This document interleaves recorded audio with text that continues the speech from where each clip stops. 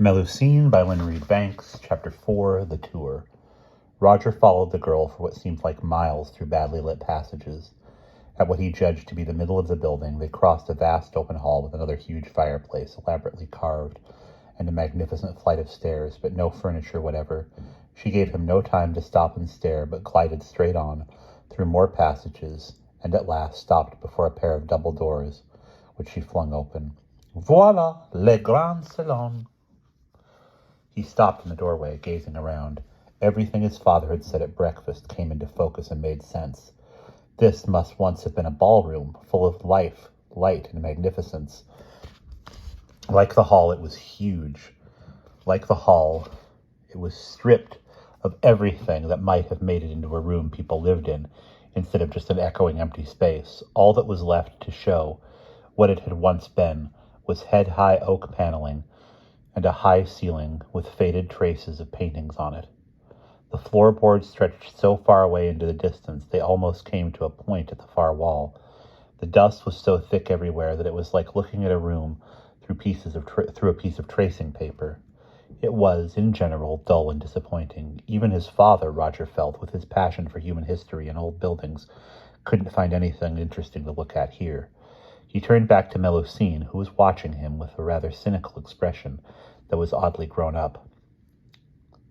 Satisfied? Isn't there anything more interesting than this?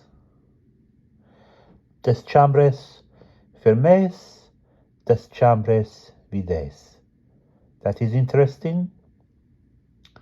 No. How could shut up or empty rooms be anything but dead boring? I say you, revoir.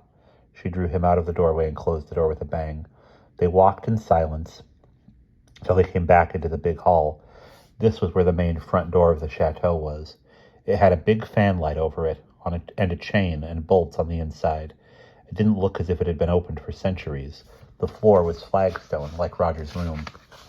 Only these stones were lovely silvery gray ones, polished by the feet of many generations in better times, now dull with disuse. Roger paused by the foot of the great stairway. Can we go up here? He saw Melusine was about to say no, then she shrugged. His interest returning, he bounded up the curving, shallow stairs, 3 at a time, while she followed more sedately.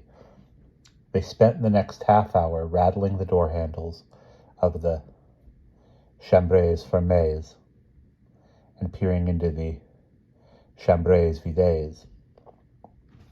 There was an incredible number of both, but there was nothing else remarkable, and Roger would have got bored much sooner, except that being with Melusine was interesting in itself.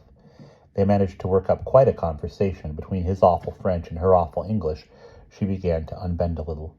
He asked her bluntly if she and her father had ever been rich. She shook her head. We have no money, never have no money. Never we have money. Mon uncle, he has our money, but he is in Canada. Did he steal it? Voler? No, it's his money. You said it was yours. He is big from Papa. He begged it, said Roger, frowning. No, big. She indicated height with a hand. Oh, I see. You mean he's older than your father? She nodded. My papa, he has the chateau. Mon uncle has the money. That seems silly. Silly, oui.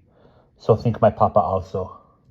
They looked idly into a few more empty rooms. The sunlight, falling through the dust motes on the bare floors, began to call Roger to come outdoors. Let's go out. He was quite lost by now, but Melusine led the way unerringly along the passages. Suddenly, Roger noticed that as they turned a corner, the wall on his left was oddly curved. Is this the tower?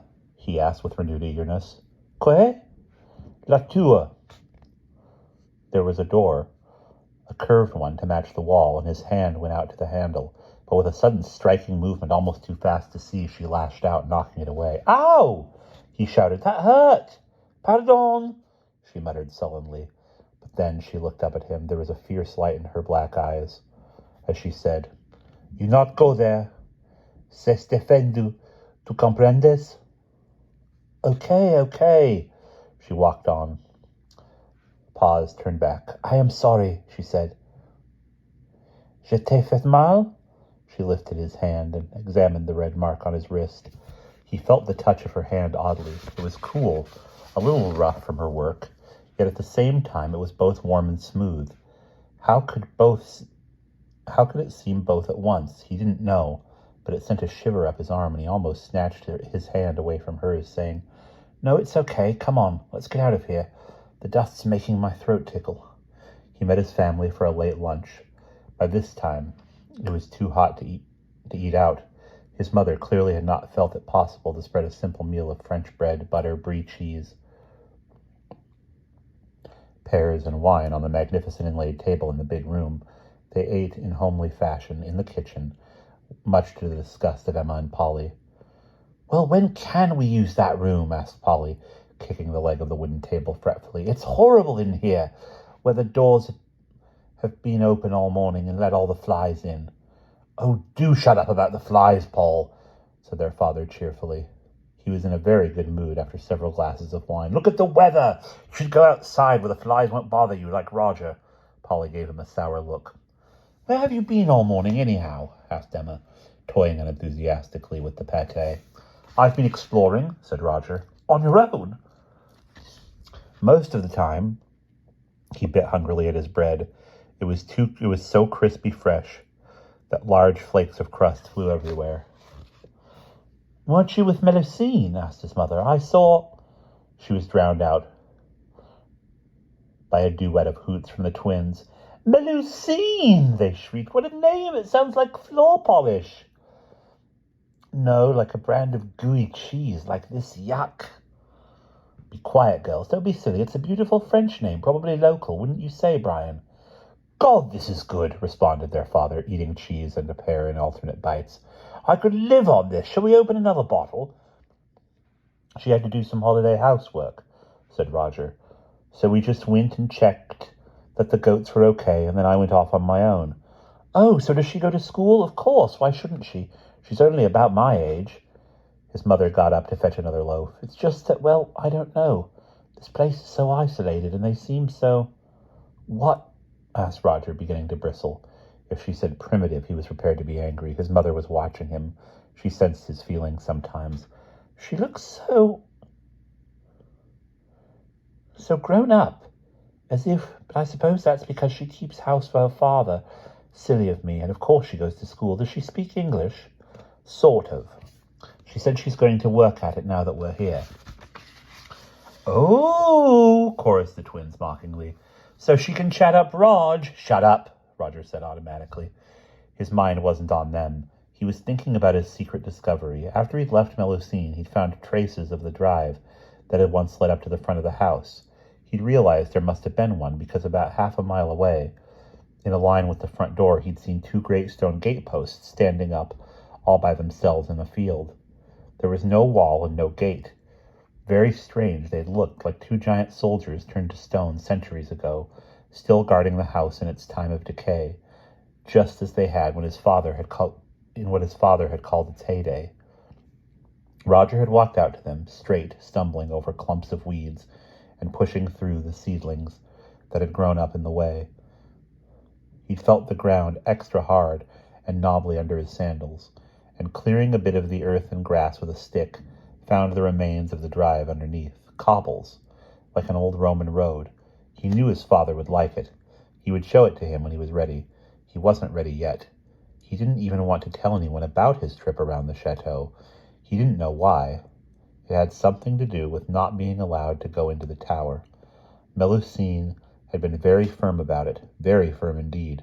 Roger rubbed his wrist reminiscently.